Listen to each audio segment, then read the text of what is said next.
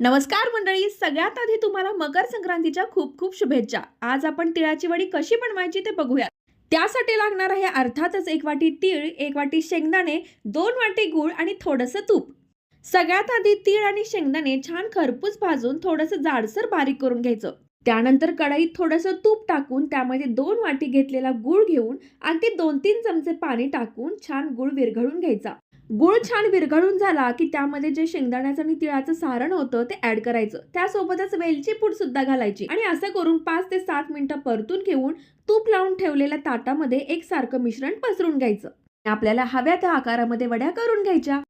काय मग माझ्या सासूबाईंनी ह्या तिळाच्या वड्या केलेल्या तुम्हाला कशा वाटल्या मला नक्की सांगा. आणि तुम्ही म्हणाल की दोन्ही सासवांना काम लावून तू काय केलंस? मी केलं ना, हे काय खायचं काम केलं. बाकी वड्या मात्र माझ्या सासूबाईंनी छान केल्या होत्या हा.